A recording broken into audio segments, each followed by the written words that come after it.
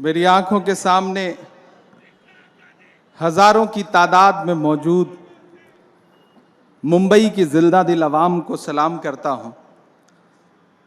आप काफी देर से आकर के बैठे हैं, मुझे पता है। खड़गे जी का इंतजार कर रहे हैं, केसी वेणुगोपाल जी का इंतजार कर रहे हैं। आज हम अखिल भारतीय राष्ट्रीय कांग्रेस की 138वीं ये जो फाउंडेशन डे है वो मना रहे हैं। जो लोग बाहर खड़े हैं उनसे मैं गुजारिश करूंगा कि आप पंडाल के अंदर आ जाएं, क्योंकि थोड़ी देर में ही हमारे मुख्य अतिथि पहुंचने वाले हैं। अभी आप साथी कन्हैया को सुन रहे थे, कन्हैया जी ने बहुत अच्छा बोला। मैं भी 4-5 मिनट आपके सामने हूं। हम आतिशे सोजा में भी हक बात कहेंगे, हम आतिशे सोजा में भी हक बात कहेंगे, कुंदन की तरह दहर में ताबिंदा रहेंगे। तारीख बताती है कि हर दौरे सितम में हम जिंदा थे, हम जिंदा हैं, हम जिंदा रहेंगे। इमरान भाई एक मिनट। आदरणीय मल्लिकार्जुन खड़गे साहब एग्जैक्ट 10 मिनट में यहाँ पर आ रहे हैं।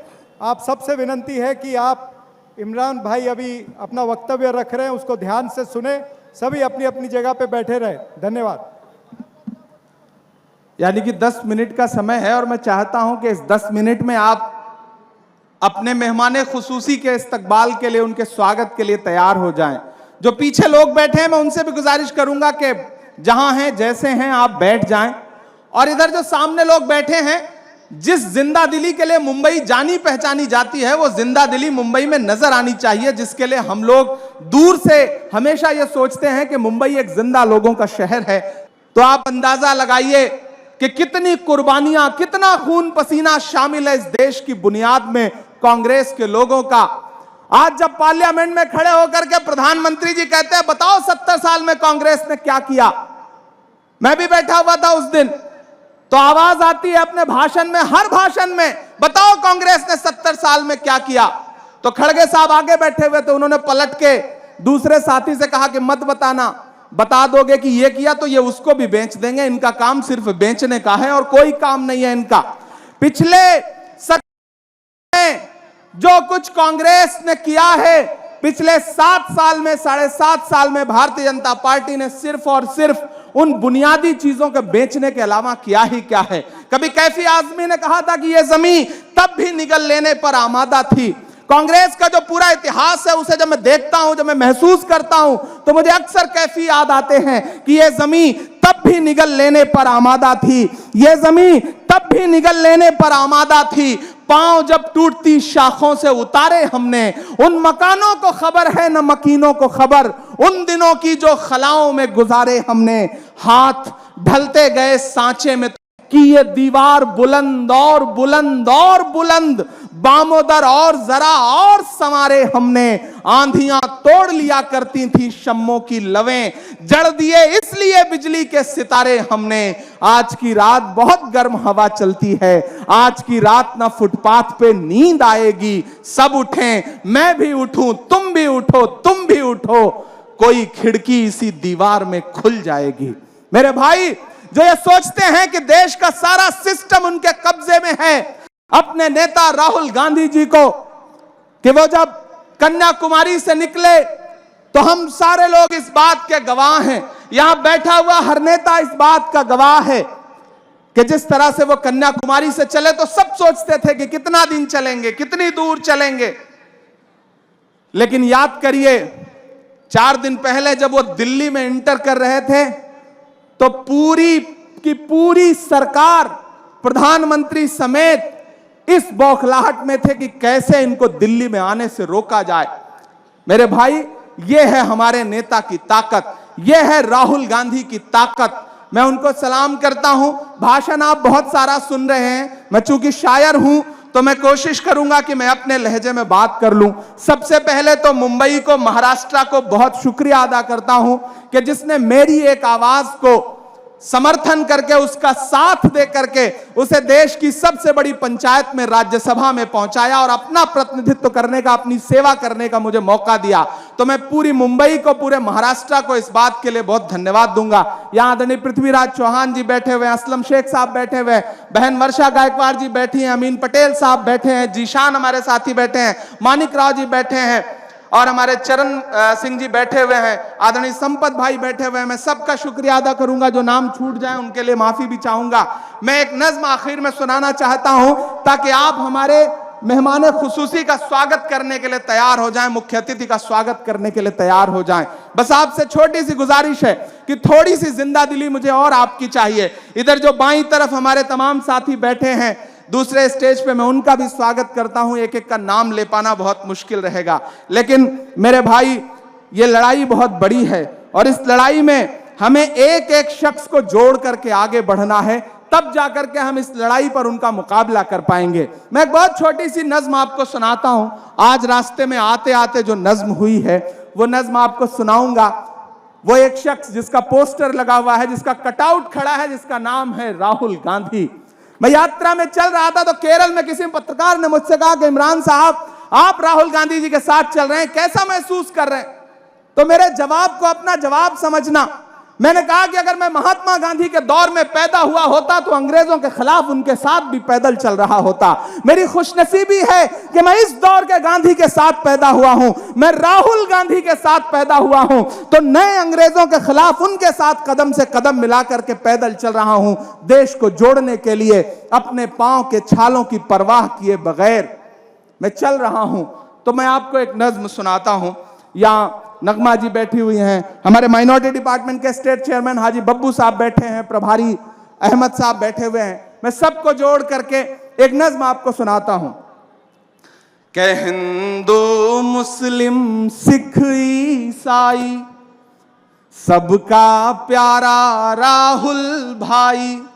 मुझे लगना चाहिए कि मैं मुंबई में खड़ा हूं और आप उसी जिंदा दिली के साथ सुन भी रहे हैं, इधर से लेकर के वहां तक, पीछे तक, कि हिंदू मुस्लिम सिख ईसाई सबका प्यारा राहुल भाई, जो इंसानों को इंसानों से जोड़ रहा है पुल की तरह।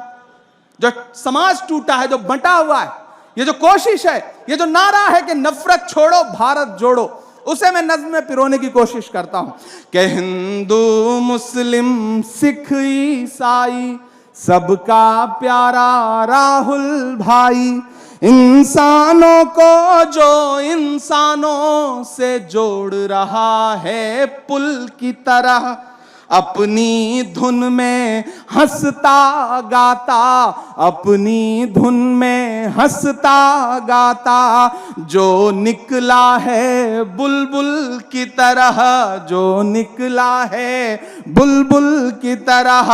आने वाली सदियों में कोई अब होगा ना कोई राहुल की तरह, इंसानों को इंसानों से जो जोड़ रहा है पुल की तरह। आने वाली सदियों में कोई अब होगा नहीं राहुल की तरह, हिंदू मुस्लिम सिख ईसाई सबका प्यारा राहुल भाई। के नफरत के सभी तूफानों का रुख पीछे मोड़ते जाएंगे, हम भारत जोड़ने निकले हैं, हम भारत जोड़ते जाएंगे। नफरत के सभी तूफानों का रुख पीछे मोड़ते जाएंगे। पहला बंद पढ़ता हूं इस नज्म का कि चाहे गोरे हैं या काले हैं, सीनों में दर्द संभाले हैं, पैरों में भले ही छाले हैं, पर हम नहीं रुकने वाले हैं। होठों पे सभी के एक नारा, होठों पे सभी के एक नारा, और सबके दिलों में एक लगन। आबाद रहे ये अपना वतन, जिंदाबाद रहे ये अपना वतन। हर एक कदम पर चाहत की एक दुनिया छोड़ते जाएंगे। हम भारत जोड़ने निकले हैं, हम भारत जोड़ते जाएंगे। नफरत के सभी तूफानों को। आखिरी बंद पढ़ता हूं। हमारे मेहमान आ चुके हैं, हम उनका स्वागत करने के लिए आप सभी से भी गुजारिश रहेगी कि आप जहां भी हैं, जैसे भी हैं, अपनी जगह पर खड़े हो जाएंगे और अखिल भारतीय राष्ट्रीय कांग्रेस के यशस्वी अध्यक्ष मल्लिकार्जुन खड़गे जी का और उनके साथ आए हुए केसी वेणुगोपाल जी का स्वागत करेंगे। और आपकी जैसे ही वो नजर आए, अच्छा ठीक है, अभी 1 मिनट के आसपास में पहुंच रहे हैं, तब तक आप अपनी जगह। मैं आखिर में अपनी नज्म को का आखिरी बंद आपको सुना करके अपना सफर खत्म करता हूं। हम भारत जोड़ने निकले हैं, हम भारत जोड़ते जाएंगे। के तूफान आए बारिश आए मुमकिन ही नहीं थक जाएंगे। तूफान आए बारिश आए मुमकिन ही नहीं थक जाएंगे। जुड़ने की जो आखिरी हद होगी हम लोग वहां तक जाएंगे। मैं अपने